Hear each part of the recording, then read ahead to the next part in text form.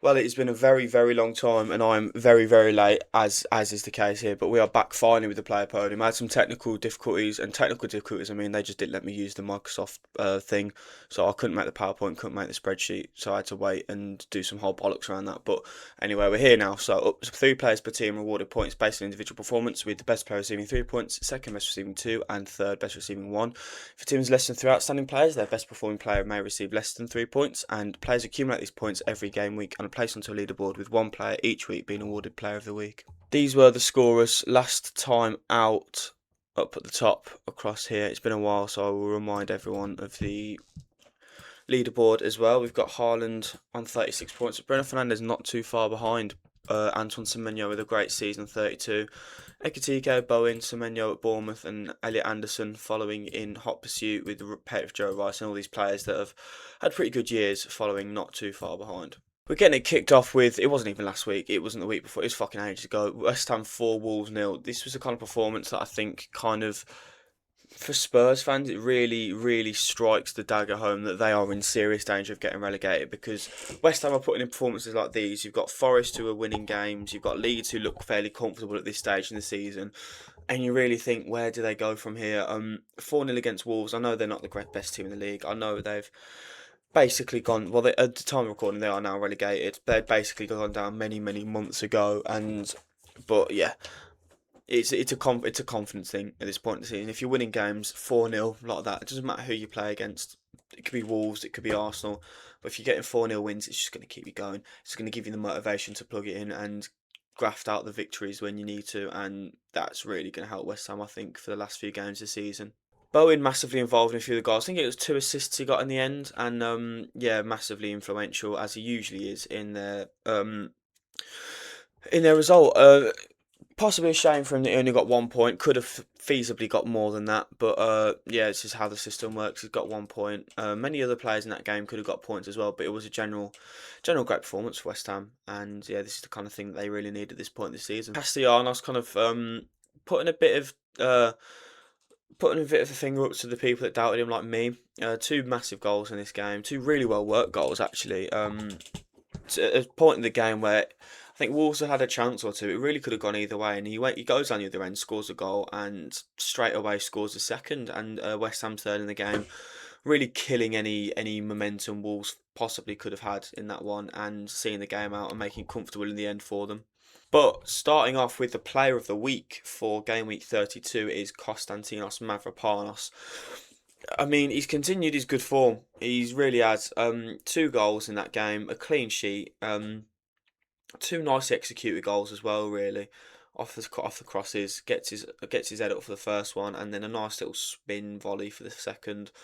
Um, really, really nice technique on it. And I mean, a lot of people have been doing revisionism on him this since he started to score a few goals and West Ham started to look a bit better. He hasn't had a good season. We don't want to get recency bias, but in the form that he's putting in at the moment, he is doing a solid job. Oh dear, oh dear, oh dear. Arsenal, it's happening again. 2-1 against Bournemouth, and I tell you what, they didn't look that threatening for quite a lot of the game. It was quite a good showing from Bournemouth, and they looked like the better team in that one. Arsenal were they just didn't look up to the races. They were pretty comfortably the second best in that game, I thought, and no one really stood out for me. This is the point of the season where you need big players to step up and create big moments for you, and it just didn't happen. It really just didn't happen. Um, that's worrying. It really is. And we know they went on to lose to City anyway in the end, but even so, man, you've got to think like how what about this team now is meaning. Sorry, is meaning that they aren't like willing to go out and put in a good showing at Bournemouth. Like I know you're not going to play amazing every game, but they didn't look like they were. The desire wasn't there, I think, in that one, which is a massive concern because that then leads to a negative performance, and then that leads to slipping. I mean, City are now top of the Premier League for the first time this season, potentially. I think I've not checked the stats on that one, but I think that's true. Um, and from where there is now, I don't see them slipping up. So Arsenal have got to keep their fingers crossed if that's the performance level they're going to put out every week. For Bournemouth, I mean, for everyone down to like Newcastle, there is a chance of European football. It literally just like the league's so close that everyone's still got a horse in the race. Iriola's leaving at the end of the season. He's done great work there at Bournemouth, and the players clearly look like they're playing for him. They want to see him off on a high, and he's done a great job since Howe left and O'Neill had his nightmare there. He was really the right man to come in and sort them out. And I mean, I think he's going to go on to much bigger and much better things. But yeah, what if he can get them European football, that'd be a great way to see his time out there. He's pretty much only on it because he scored. Gyökeres with a really good penalty in a really important time. It was 1-1 at the time, and seeing Arsenal players miss important penalties at this stage, you think back to Saka against, was it West Ham, I believe. Yeah, but Gyökeres composed, powerful. I mean, Petrovic went the right way, and he buried it bottom corner still. So the technique on that was good, but wasn't enough in the end. Alex Jimenez, been a big fan of at Bournemouth this season. I think he was solid in that game. I think he was partly helped by Arsenal's lack of creative spark, but he shut them down regardless. I mean, I always say it doesn't matter who you play up against. You can only perform against who you're up against. Like it doesn't if it so what Arsenal having a bad day, if he's still stopping them, then I mean people score on bad days, people make stuff happen on bad days. All you need is that one moment, and Jimenez didn't provide them with that, and it's for that reason I think he definitely does deserve a point in that game. Gone under the radar, I think, in terms of Bournemouth players. I think Bournemouth as a team haven't been obviously the level they were last season. People like to focus on the defence and the fact that they sold everyone, but even so, man, I think they've brought good players in, and I think Jimenez is definitely one of them. Junior Krupi with 2 points, got the goal, really really nice little poacher's finish.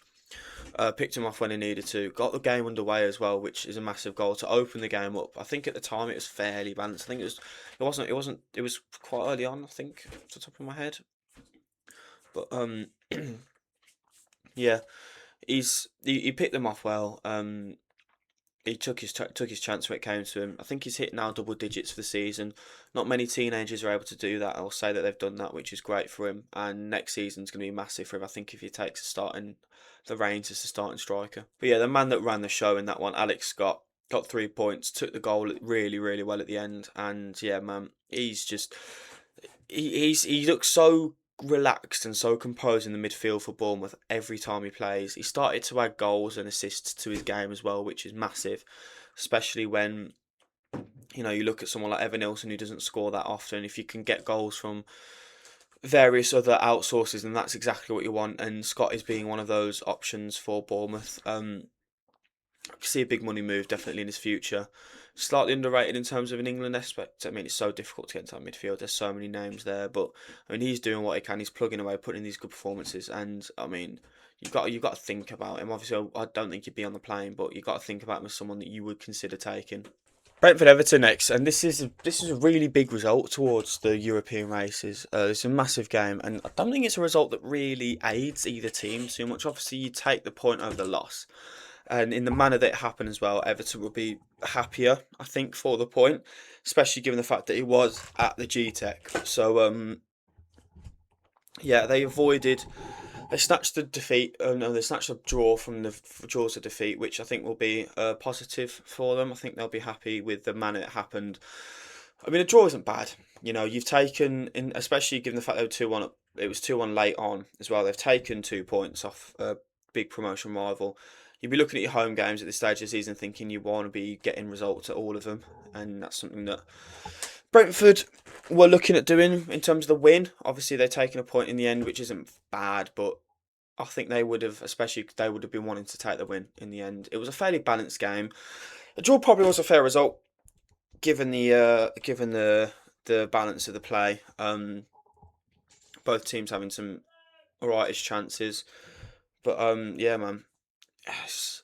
I really thought Everton would take something, from this away as well. I thought they might spring Brentford by surprise, but now Brentford still showing solid. Andrew's still doing a great job, and yeah, all points are shared in the end.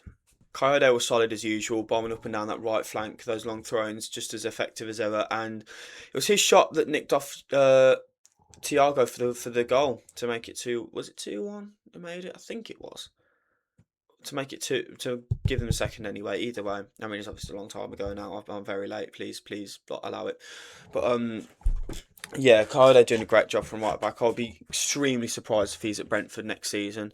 He's been a great wonderkid on FM for a very long time. I do remember playing against him in his final form, and he is a force to be reckoned with if he develops fully. But yeah, man, really, really solid showing again in that game for Cardo. A very frequent occurrence now in the Premier League. Sharda was as threatening as we know he can be in that game. Won the penalty in the end. It was foolish from Pickford. It was a poor mistake, especially so early on in the game, to really like put them on the back foot early on. But yeah, Sharda bombed it down. A fantastic run from him, and something that he does frequently, and that he did frequently in that game. Made a lot of really, really pungent, promising runs, and won the penalty off one of them. Obviously, a lot of them didn't really come to, but if you're making it, if you're creating problems, and you just need that one chance, and he got that one chance and made it penalty, which Thiago converted. So yeah, a very very solid 2 point game I think there for Sharda in the end. And it is that man, the big Brazilian Igor Thiago, with 3 points and 2 goals in that game. I mean, a penalty and a deflected shot, obviously not the prettiest of goals,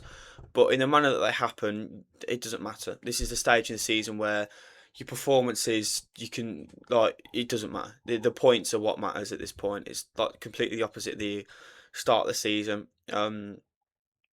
You want to be scoring goals, and whether they're screamers, whether they're beautifully worked or scrappy little deflected goals, which Thiago got in the end, then they all count the same in the end, and that's one of the points in the end. So it's massive from Thiago, and it is 3 points. Beto continuing his pretty actually decent form with a goal in that game, doing his little knee celebration and earning himself 1 point for it. I'm going to speak about his one chance that he had. Was it in the Liverpool game later with that miss? That's all I can think about at the moment for Beto, because that was just incredible.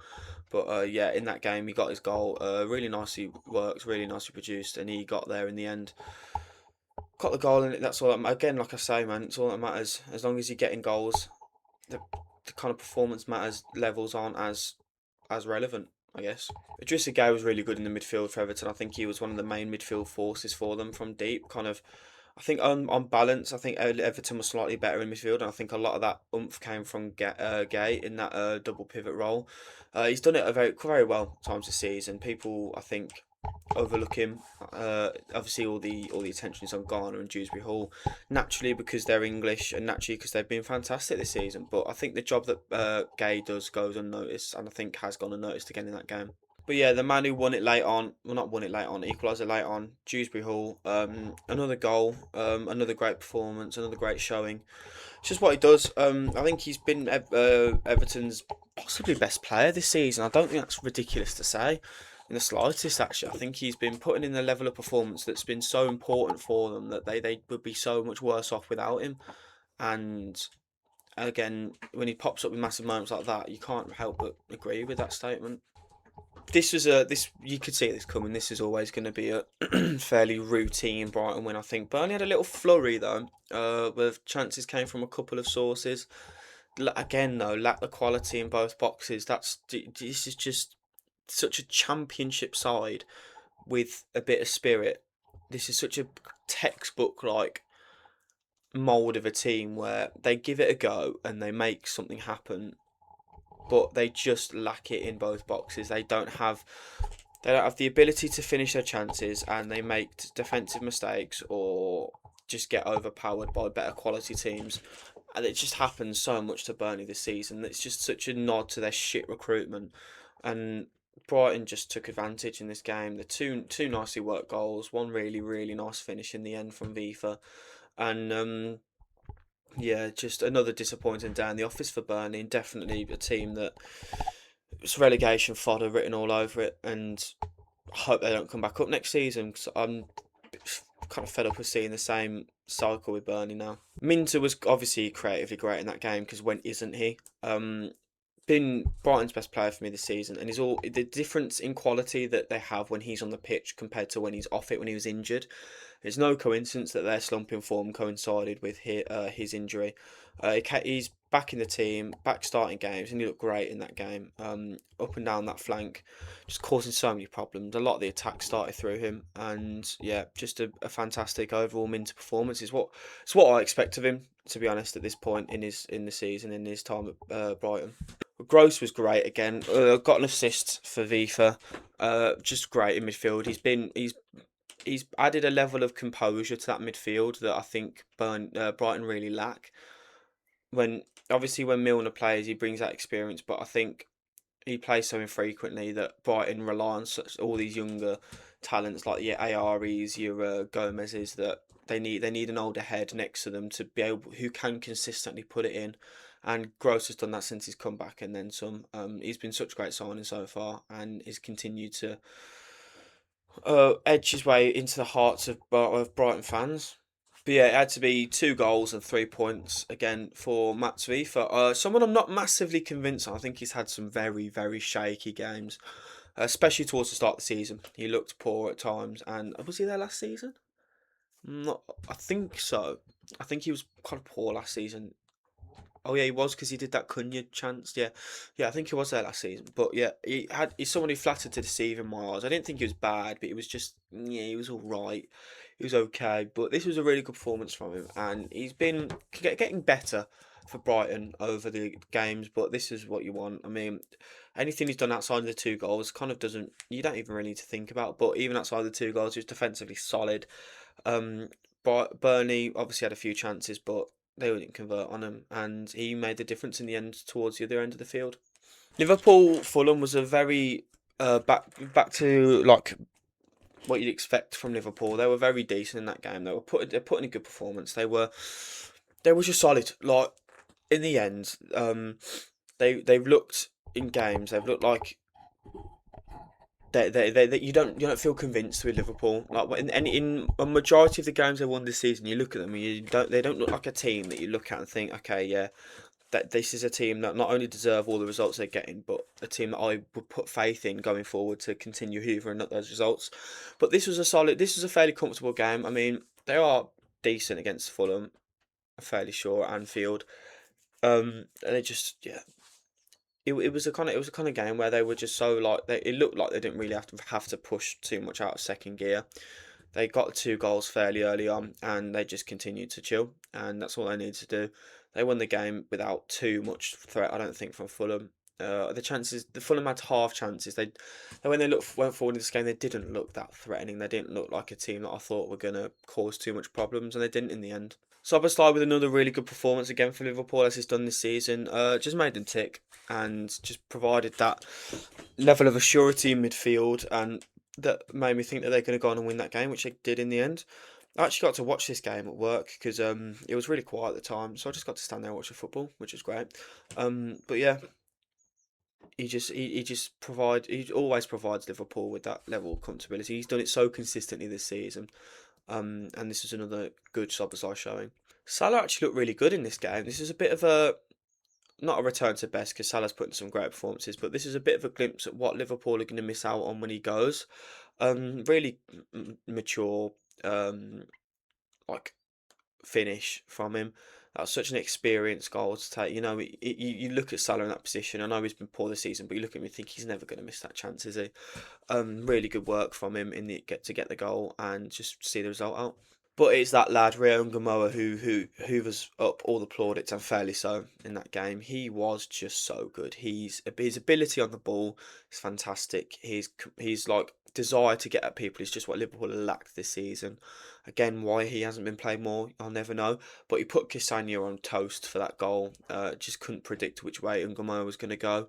And yeah, really nice finish. And this is a guy that's going to do damage, I think, if he gets the reins to play a bit more next season. When Ekitike needs that comeback, obviously it'll be a bit more difficult to get game time. Vert's in there obviously, but as a winger option, I don't think. I mean, in terms of potential, you're not going to get much better elsewhere. I would be giving him a lot more game time. I'd be starting him in a lot of games because I think this is a lad that feasibly could be Liverpool's outlet on that side for the next however long they need him for. Iwobi wasn't fantastic in that game, but I've put him in as a point scorer because I think he was slightly better than everyone else. I don't think it was a great game overall for Fulham. I mean, there's no doubt. I think it wasn't a great game overall for Fulham. They lost comfortably 2-0. But I think in terms of chances created from deep, Iwobi was doing most of the work. And I mean, it wasn't a great. Obviously, he wasn't his best, but no one was in that team, and I think his performance that he put in was probably better than anyone else's on that Fulham team. So I'm going to give him 1 point. Palace 2, Newcastle 1. It's starting to get really ugly at Newcastle. They're starting to turn on the manager. They're starting to turn on the players. They're not enjoying themselves. They're not enjoying the football at the moment. And I mean, they had, was it 2? Was it 1-0 they went up? I think it was 1-0 they went up, and they failed to see the game out. Either way, they were a draw, and they couldn't just keep it composed and get the win in the end. It's really, really poor showing from Newcastle. Their form is awful. I would be thinking about the manager and what to do next. If I was a Newcastle fan, I would be looking at him and thinking, this is another season where you've shown that you cannot juggle two major competitions at once. I would be really disappointed in how this year's turned out, especially with the money spent. For Palace, I mean, Mateta's just weaseled his way right back into the hearts of Palace fans there. 2 goals, and yeah, he's just won them the game, really. That's all there kind of is to it. Palace weren't amazing, I don't think, but they're coming up against a team in which they didn't need to play amazingly. Newcastle haven't been very good recently. They didn't need a full strength Palace team to get at them, so yeah. Uh, a poor showing from Newcastle, and Palace fairly like made it difficult for themselves, but they got the win in the end. Started back into that team, and he looked good, man. He did create quite a few chances. I think to the first half. I mean, he didn't miss. I think there was 1 or 2 chances he missed where you think, okay, you got to do better than there. But yeah, man, he was creatively great in that game. I really liked Pino this season. I think he's been getting some quite unfair criticism actually, and I would be, I'll be definitely starting him. When I look to next season, he's the kind of man that I would be looking at to make stuff happen. I think he was the Eze replacement. Obviously, he's not been as good as Eze was, but I think he's a good player. I really do like Pino, and that game was another good performance for me. Tyron Mitchell up and down that left flank goes under the radar quite a lot, but he's a good little player. Palace, I think he's Palace Academy, which is cool. You always like to see academy lads doing well for your team. In that game, got the assists for Mateta. I think it was a cross. Oh, it was off a free kick, wasn't it? I think so. Yeah, man, it's difficult. It's difficult to speak about these games when they happened a while ago. They all kind of merge into one in my head. I'm trying my hardest, but yeah, man, it's good showing from Mitchell, and Palace got the win in the end. But yeah, man, it's John Philippe who's done the business. Frozen out of the team. Was he injured? He was either injured or frozen out, or a bit of both. But yeah, it looked like he was going. They signed Strand Larson, and Mateta's still here. But yeah, that was a classic Mateta showing. When he gets the chance, he doesn't necessarily need um he doesn't need a lot, but if you give him like a chance, if you give him a little crumb, he's taking it. That's a classic Mateta performance. He's had some games this season where he's looked poor, and he looked like he didn't want to be there. But yeah, man, that shown the Mateta of old in that one. But it was Miley, I thought, not Asula, who obviously scored the goal in the end. But Miley, I thought, did a lot of the good work for Newcastle in that game. Really shone when he's been given a chance so far for Newcastle, and that game was no different. Obviously, it wasn't a fantastic Newcastle performance, and I mean we've seen better from Miley, but I think in terms of performers overall in that game, I think he was probably the better one out of the bunch for Newcastle. Best of a bad bunch, I think you'd say. This game kind of disappointed me from a Villa perspective. We should have won that game with the chances we had. I think overall, in terms of the general play of the game, the draw was a fair result. But with some of the chances Watkins and Rogers missed, I mean, come on, lads, we have to be doing better than that. In the end, I think we'll get lucky in the fact that I don't think it will make much of a difference. I think we'll get we'll get Champions League football anyway. But I mean, if we miss out by a point, I'll be looking back to this game and thinking there's 2 chances there where we should have taken to make it 2-1.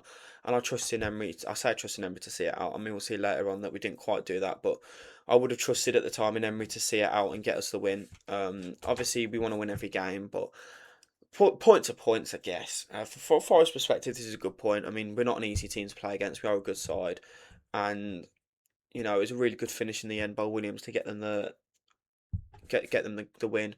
Well, not the win, the point, getting them back on level pegging. But yeah, they themselves had a couple of forays forward where I thought, okay, this is in jeopardy here. It's a good showing from Forest, and Pereira seems to be starting to kind of string it together now and getting the team playing the way that he really wants to. Houssem Gare was actually pretty good in that midfield. He won the ball off us quite a lot. I think we were poor passing sometimes, but he was there to hoover it up and transition well for Forest, which he did quite well in that game. And for that, I think he deserves a point. Ola Aina, who surprisingly enough is his first points of the season, seeing how good he was last year. But yeah, down that right flank, Digne struggled with containing. It was Aina and was it Hutchinson? I think it was Hutchinson down that right. And I mean, Hutchinson in himself didn't do too much, but when he was combined with Aina, having those two there as an option was really difficult for Digne to deal with. I mean, we've seen the decline in Digne kind of slowly taking place over the course of this season, but I mean that kind of game kind of well, not highlighted it, but was an example, another example of that. But yeah, Alaina was a handful in that game. I mean, in terms of down that left side, the goal came from there. Well, the right hand side for Aina, but our left side, the goal come from that kind of area. That was our first real chance of the game, and we didn't do too much else down that left hand side of the game. I think he had just a solid overall performance there from Ola. But yeah, Nico Williams was doing the most in that game. Loads of long shots that were just causing a lot of issues for Bezo in goal. Who, by the way, Martinez. Yeah, it's obviously he's a fantastic. I'm going to rave about him in a little bit when we speak about the Sunderland game. But I mean, I don't know any other keeper that does this as often as Martinez does as he pulls out. I know with the World Cups coming up, if he feels a slight twinge, he's not going to risk it. But it is annoying. It is really annoying. We do employ him anyway. I don't think even he would have saved that. It's a really good strike by Williams. I know I forgot his name. But overall, man, he was just creating so much. Him and Hudson Odoi down that left flank were also really decent. He get troubling a lot with the shots. His crossing was good, and yeah, it was a really good performance. Every time like Forest keep signing players, but he's always been like a feature. I remember when he was 4 million FPL when they came up. He was really good for me that year.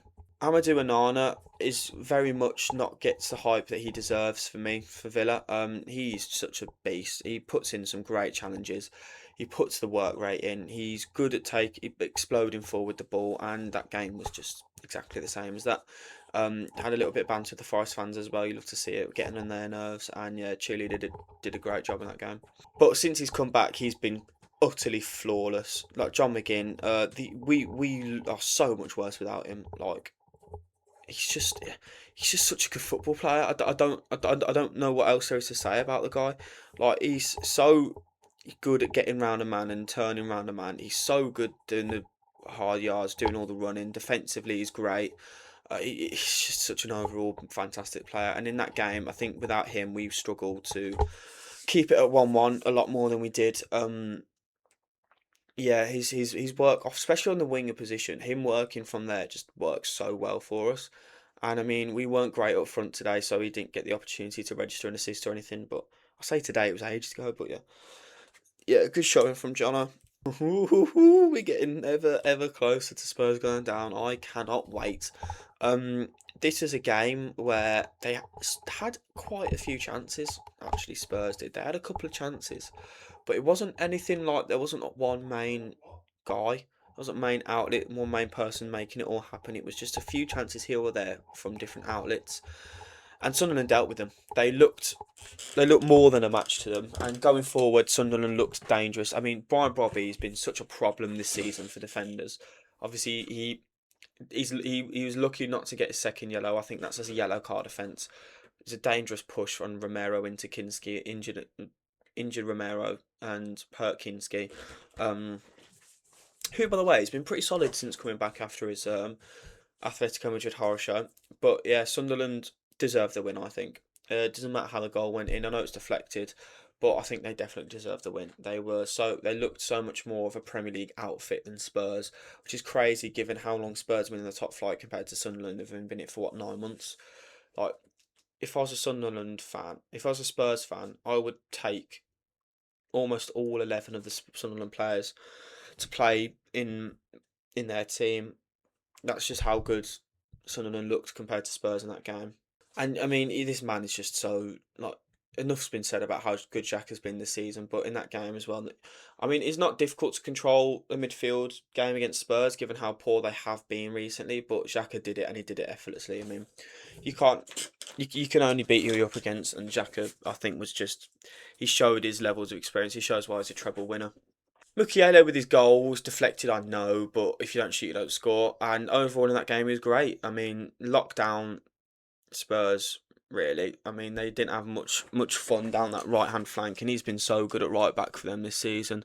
Just another fantastic performance. Brilliant. I mean, it was good for him to get a goal. It's always good for defending players to get a goal. 'Cause it shows that it kind of shows health of the squad. You know, if the striker isn't doing well, then a defender can pop up. Usually with set pieces, you look at it and think, yes, that's where we want them. But even something like that, you take it really. So yeah, a good sign of a healthy squad that. But Roos made loads of saves in that game. Spurs didn't look promising going forward. They just always look. They've looked so toothless this season. But Roofs, like when they had the shot, Roofs was more than a match to him. Kept a great clean sheet and massively, in my opinion, deserves 3 points. Romero was actually, I thought, doing quite well before he got injured. He was like locking down Bobby, who I've noticed that Bobby makes defenders look really good because of how much of a pain in the arse he is to deal with. If you do well against Bobby, like you're having a really good game. And it's because he's such a problem and he gets the ball to him. That's why there's been some games where him and the defender he's up against get points because they're both doing so well to either like stop the other one from having a chance or get around the other one to have a chance. Romero is doing really well. Obviously, it's a shame about the injury from his perspective. For his World Cup hopes, I don't know what that'll mean, but yeah, it's just another body that Spurs are down, which I mean they really can't afford many more of those at the moment. And I mean, yeah, Rossini's gone now, and it had to happen really. This is one of the games where you look at Chelsea and you really think, what are we doing here? Chelsea, this looked shit. It's the only real way I can describe it. They look so bad. Like even Caicedo making a rare mistake from his perspective to give the third goal away. But even then, they just looked so comfortable. City did. I know they're one of the best team, if not the best team in the league, but they didn't they didn't look like they had to try. Shirky was dancing. Chelsea were not on much to him at all. Anytime they went forward, they looked poor, and it was just they just looked toothless. I mean, I think Rossini's not the right man. I didn't think Rossini was the right man for a job. He's gone now, obviously, but I don't know where else they look. I mean, who else would want to come into this team? It's so difficult, clearly, to get these players motivated that it just looks like a job that, I mean, give it to me. I guess I'll do it at the end of the season if they really want. I mean, they should see how well I'm doing with Bath on FM at the moment. But I mean, I can deal with championship quality players. That's what I'm doing at the moment. So, yeah, I'm a right fit for the job, I think. But yeah, I spoke about City being calm. This man was the personification of that. He's so composed. He's so relaxed. Another goal it was in that game and just a great performance overall from the geezer. This is England starting left back. I'm a massive Lewis Hall fan. Start of the season, I was saying that's my guy, but the writing's on the wall, man. O'Reilly's been fantastic, and you've got to give him the start. I think he's had a much the better season. Obviously, Hall's been subject to Newcastle's own poor performances, so it's not necessarily just his fault. But O'Reilly's really taken a step up, and City look worse off without him. Mark Gahey with a fairly rare goal for himself. Obviously not, and it's against us. He'll score the fucking time. But yeah, Gahey scoring again. Really nice finish actually. The turn of finish and the position he was really good. And overall, I mean, I know it wasn't difficult, but he kept them locked down. City didn't really have much of a chance, and yeah, just a really solid performance overall. But this guy, man, I'm growing to love this geezer because just watching Shirky play football is so much fun. Like, there's not many players like Shirky nowadays, and to watch someone like him, it's just so refreshing. Because I mean, he's just great. He's just a really great football player, and I just want to watch more Ryan Shirky. 2 assists in that game. The first one was beautiful, man. Just works his way in between them, and they didn't really have a hope. And yeah, man, just brilliant stuff overall. Ending it off with United Leeds. I'm gonna split this up because I need to go to work soon, so I don't actually have the time to record the game week 33 one. I'm literally gonna record that. It's what, Friday today. I'll probably get this edited tonight and record the second bit for tomorrow. So I'll get that done tomorrow. And yeah. Anyway, enough of that. United Leeds. I didn't get to watch this game. Unfortunately, I was playing football. I scored my little goal on Monday, win the game. A little six-a-side moment. That's what I do, boys. But yeah, man, this is United have kind of dropped off a little bit. The Carrick manager bounce seems to have kind of faded slightly. It's not run out, but it's slightly slightly dropped a little bit, which is understandable, man. You can't win every game, but this is what was it Leeds' first league win at Old Trafford ever, which is pretty crazy to be honest, seeing how long those two clubs have been around for. They like I said, I didn't get to watch much of the game. I got caught some of the highlights, but yeah, Leeds looked pretty good going forward. I thought were the better team than United from what I gathered in that one, and I think deserved the win from what I saw in the end. Bruno with the assist to Casemiro, lovely cross, and yeah, I mean, I think I presume. Obviously, this is just hypothetical. I don't know. I didn't get a very good read in the match, but I presume that Leeds lost the midfield battle. Well, no, Leeds won the midfield battle overall. They had a lot more chances from what I saw on the highlights, and they won the game in the end. And from that reason, I'm not going to give it to Casemiro. I'm going to give it to Bruno instead because I know Casemiro scored, but if the overall performance isn't great, then I can't necessarily just warrant that, given the point for it. So, yeah, man. Bruno gets a point in the end in that game, got the assist, and yeah, tried to get them back into the game, but it wasn't meant to be in the end. Aronson with a really nice cross actually that fell really nicely to Okafor for the goal. Popped up for good in good moments for Leeds this season when he really needed to. Been a pretty decent part of their team this year, and yeah, one point fairly deserved, I think. Obviously from what I saw, he got the assists. I didn't get to see much else, but from what I got, that's what I could say. Tanaka with 2 points as well. I think from what I did see, I think he was fairly involved. Had a good chance, which was cleared well by Martinez. Really well to get around Lamans. And overall, I think Leeds would have done well in that midfield. And from what I saw of stats, I know I hate looking at them, but Tanaka was really important in that result. But Okafor with 2 goals, fairly similar techniques. Obviously, one took a deflection, one didn't. But yeah, they both went in, and that's a match winner right there. That's a mass. I do like Okafor. I've liked Okafor for quite a while, and I've said nice things about him this season. He's put in another 2 goals. He's in really decent form at the moment, and yeah, with the way that he's going, if I was Leeds, I'd be looking at snapping him up on such a permanent if they haven't already. These are our game week 32 point scorers up at the top here, and this is how the list is looking overall. Bruno Fernandes right up Haaland's tush. Semenyo's still here. Bowen's moved up to 27 points. Thiago on 25, broken the 25 point mark. Big for him. Roofs, Minter moving up to 22 points. Stop doing that. Dewsbury Hall now the most high scoring points player for Everton, stuff like that. A 9 on 18. Shirky's popped up to 17. And yeah, man, this is just how the lay of the land is. McGinn on 15. Love your work, my son. And Mavropanos was 32's player of the week. I'm going to post the 33 one in very quick succession. I promise I'll get it out as soon as I can.